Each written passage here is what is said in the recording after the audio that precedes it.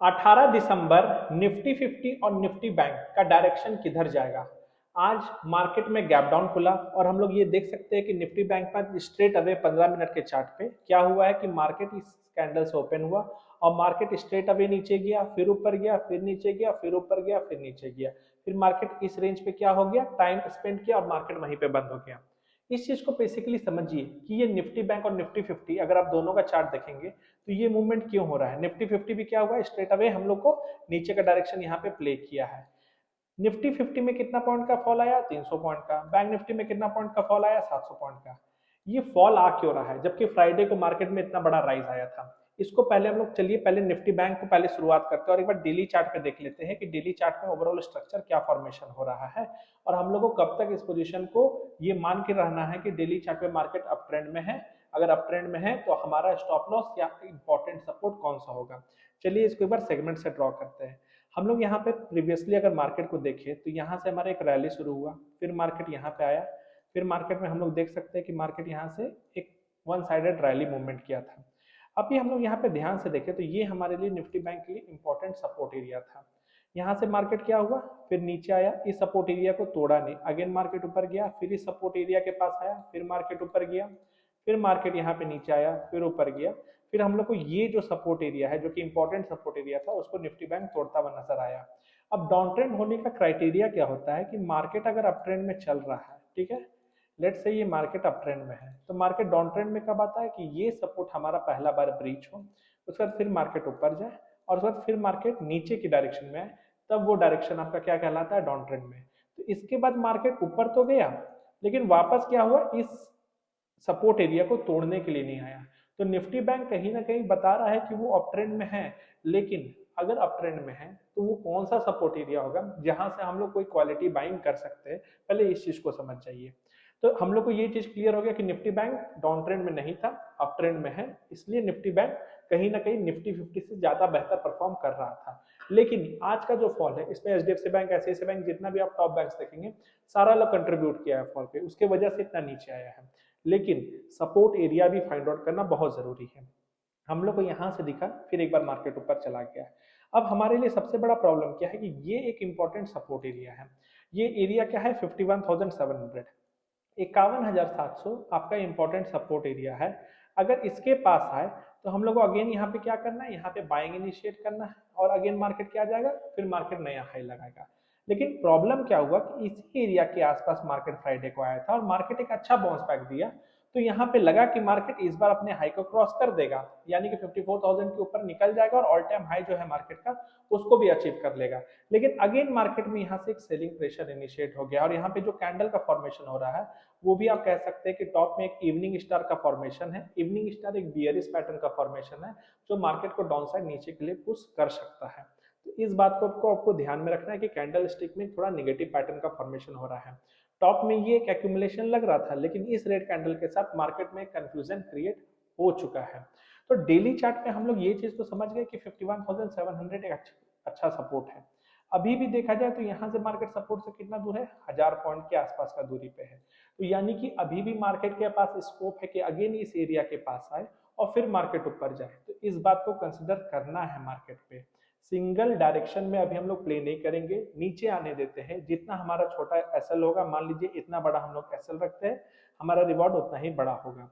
अभी हम लोग का रिवॉर्ड इमीडिएटली कितना बड़ा है, अगर हम लोग यहाँ पे रिवॉर्ड देखें तो अगर हम यहाँ पे एक लाइन ड्रॉ करेंगे तो ये मार्केट का रेजिस्टेंस एरिया है जो कि आ रहा है 53,600, 53,700, 600 आपका क्या रहा है रेजिस्टेंस एरिया।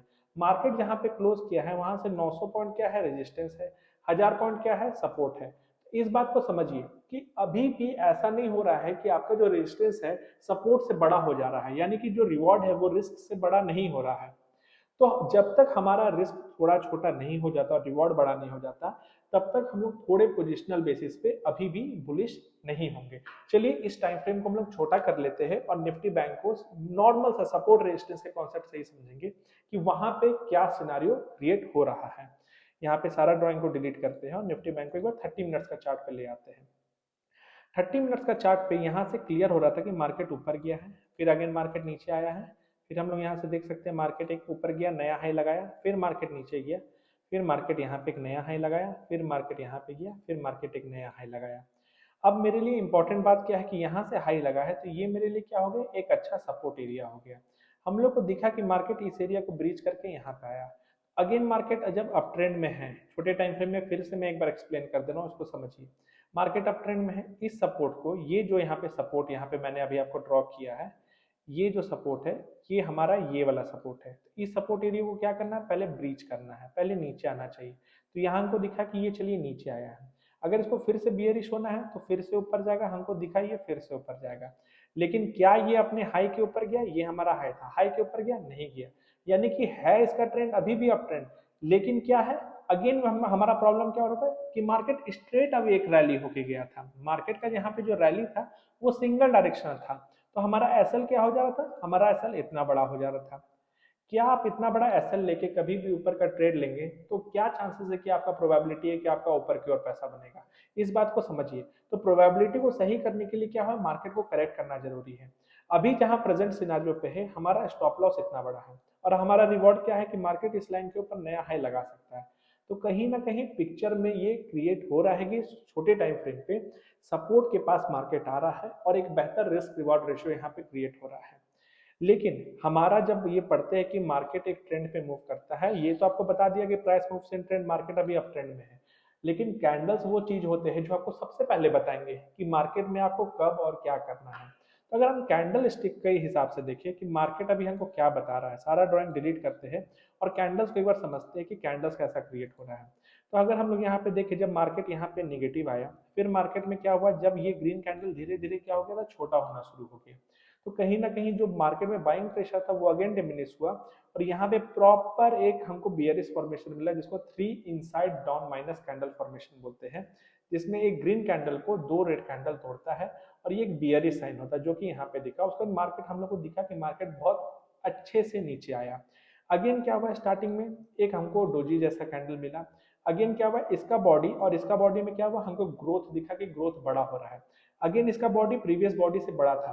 तो स्टार्टिंग के आज 1.5 घंटा में कहीं ना कहीं पिक्चर क्लियर कर रहा था कि मार्केट में जो सेलिंग प्रेशर आ रहा है वो कहीं ना कहीं स्ट्रांग होते जा रहा है। अगेन मार्केट में क्या हुआ, ऊपर गया, फिर एक बड़ा रेड कैंडल नीचे की ओर आया। लेकिन 115 के बाद मार्केट क्या दिखा कि मार्केट एक ही रेंज पे नीचे रह गया। लेकिन अगर इसको थोड़ा सा अगर हम एक चैनल पे यहाँ पे ड्रॉ करें कि ये अगर मेरा एक चैनल है, यहाँ पे मार्केट अगर सस्टेन कर रहा था तो उसके भी नीचे ही क्लोजिंग किया। यानी कि मार्केट में कैंडल्स के हिसाब से एक भी ऐसा कोई कैंडल नहीं बना जो आपको ये बताए कि मार्केट में एक स्ट्रॉन्ग साइन है और हम लोग यहाँ से ऊपर जाने के लिए रेडी हैं। एक ग्रीन कैंडल बना, अगेन इसके बाद 3-4 रेड कैंडल आपको बन गया। तो मार्केट में बाइंग प्रेशर कहीं भी क्रिएट आज के दिन हम लोग को नहीं दिखा। अगेन हमको एक कैंडल दिखा, लेकिन फिर ऊपर की ओर शैडो छोड़ दिया। यानी कि छोटे टाइम फ्रेम पे भी आ गए। तो हमको निफ्टी बैंक ऐसा कोई भी अभी तक डायरेक्शन नहीं दिया है कि आप यहीं से बाइंग कर ले। तो अभी तो हमको क्लियर है कि मेरे पास सपोर्ट के करीब आ रहा है। तो एक काम करेंगे, कल हम लोग वेट करेंगे और यहाँ के आसपास हम लोग देखेंगे ये जो जोन है 52,250 से 52,500, 52,500 से लेके 52,250, जो हमारा एक आखिरी लेग है जो हमको यहाँ पे नजर आ रहा है कि इसके पास हमको क्या करना है, 52,250।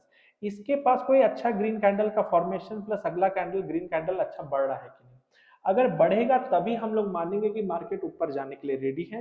न तो ये भी रीजन हो सकता है कि कल मार्केट इस सपोर्ट एरिया को तोड़ते हुए भी दिखे और जो अभी हमारा अप ट्रेंड था वो कहीं ना कहीं डाउन ट्रेंड में कन्वर्ट हो जाएगा। अगर ये पिक्चर डाउन ट्रेंड में कन्वर्ट हो जाता है तो मार्केट के लिए जो डेंजर एरिया है वो ज्यादा ओपन हो जाएगा। फिर हम लोग के लिए ये जो सपोर्ट एरिया है ये सब ओपन होता हुआ नजर आएगा।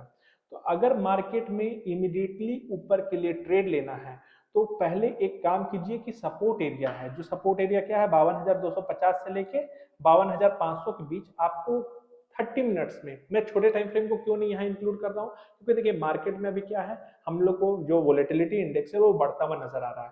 तो हो सकता है स्पाइक पे एक कैंडल बन जाए फिर मार्केट नेगेटिव आ जाए। 30 मिनट क्या है, इसमें आपका 2 15 मिनट का कैंडल इंक्लूड हो जा रहा है। तो मार्केट में बहुत तरह का जो डायरेक्शन है वो इसमें ऑलरेडी इंक्लूडेड रहता है। तो इसमें हम लोग थोड़ा ज्यादा भरोसा कर सकते हैं और उस हिसाब से फिर हम लोग नेक्स्ट एक्शन को प्लान कर सकते हैं।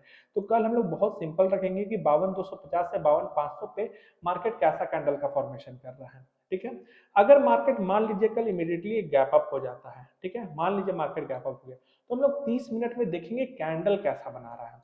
अगर मान लीजिए इस टाइप का कंफ्यूजन कैंडल है तो फिर मार्केट में नीचे की ओर आ जाएगा।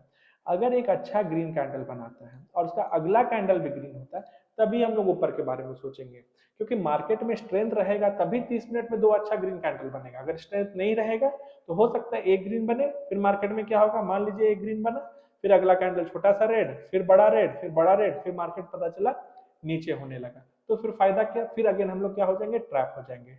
तो बेसिक अभी स्ट्रक्चर को फॉलो करते हैं कि निफ्टी बैंक अभी भी अप ट्रेंड में है, तो हम लोग सपोर्ट पास आएंगे तो हम लोग यहाँ पे बाइंग इनिशिएट करेंगे। 30 मिनट का टाइम फ्रेम एक रिलायबल टाइम फ्रेम होता है, उस हिसाब से आपका एक्शन प्लान होना चाहिए। ये हुआ निफ्टी बैंक का डिस्कशन। चलिए एक बार निफ्टी 50 को देख लेते हैं और निफ्टी 50 क्या स्ट्रक्चर बना रहा है।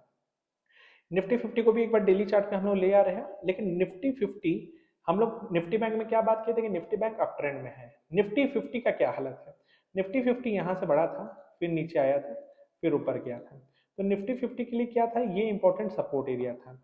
अब ये सपोर्ट एरिया हमको दिख रहा है, ये जो कैंडल है ये कहीं ना कहीं इसके नीचे क्लोज हुआ।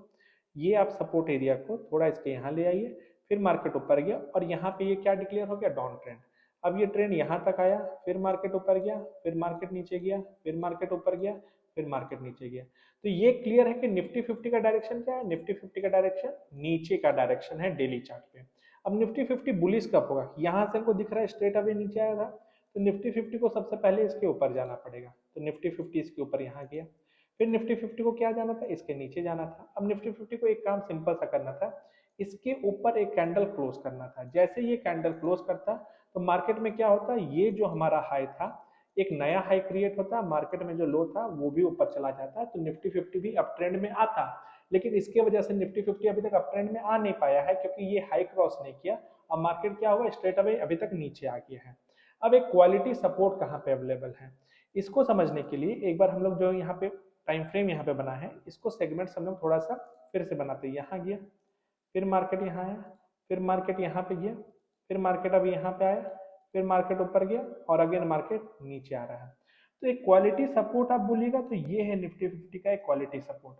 अब ये एरिया कौन सा है, 23,900, 23,900 एक ऐसा सपोर्ट है जहां पे आपको अभी चांसेस है कि निफ्टी 50 यहाँ पे आ सकता है।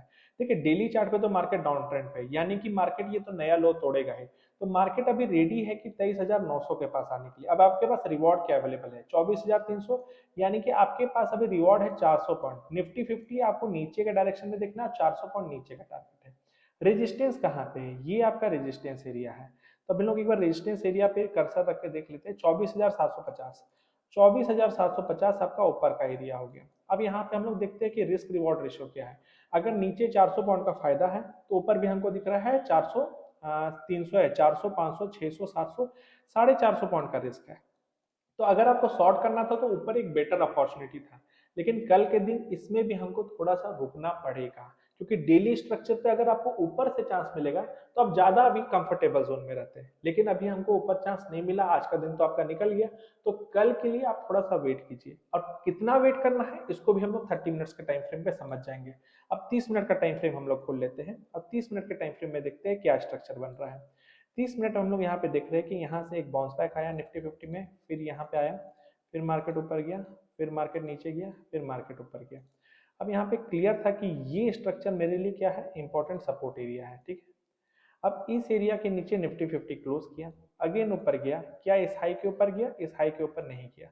अब निफ्टी 50 क्या हुआ, यहाँ पे आ गया। अब निफ्टी 50 जैसे इसके नीचे क्लोज करेगा, निफ्टी 50 30 मिनट्स के टाइम फ्रेम में, जो यहाँ 30 मिनट का हम लोग टाइम फ्रेम का बात कर रहे हैं, उसमें भी क्या डिक्लेयर हो जाएगा, डाउन ट्रेंड।